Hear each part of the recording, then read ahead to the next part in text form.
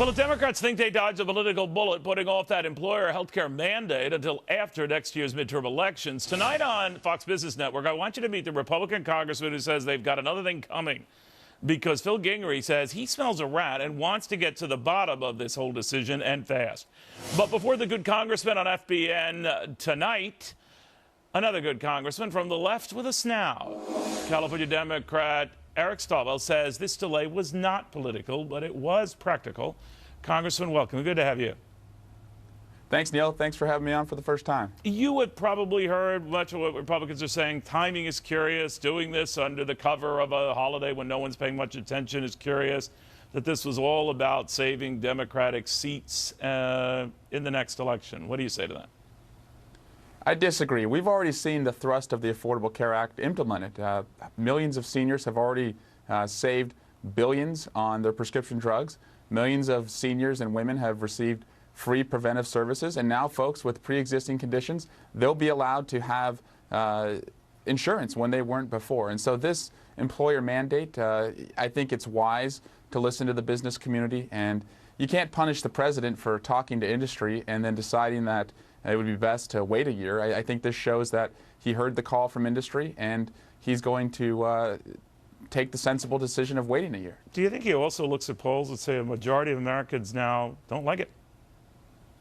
No, the majority of Americans are already experiencing it in one way or another. So if he took any political hit at all for allowing more and more Americans to have access to health care, which I think polls show that it is popular, that hit's already been taken. It's already been implemented in many new ways. No, on paper it does. I think You're right. This When is people just talk about a reasonable response to what folks in industry are asking for. And this does not get rid of the requirement for the individual mandate. This just sets back 1 year the employer mandate. But you can understand where a lot of it coming from, because on paper it does sound good to say those are the pre-existing conditions are covered, kids can stay on the parent policy until 26, et cetera.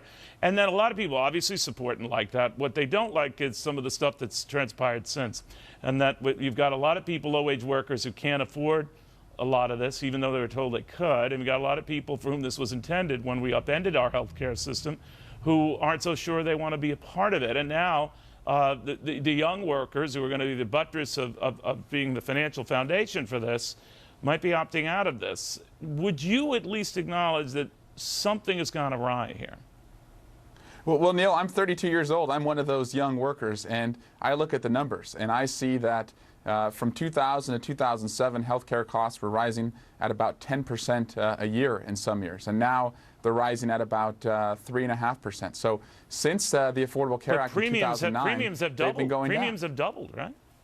No, we're seeing overall healthcare costs are going down. It's becoming more affordable. I'm talking about premiums. Competition Health insurance premiums have doubled, and I'm just saying they continue to rise. And now businesses, one of the reasons you alluded to why the president wanted to push this back is that they've been complaining that their costs are going to substantially rise.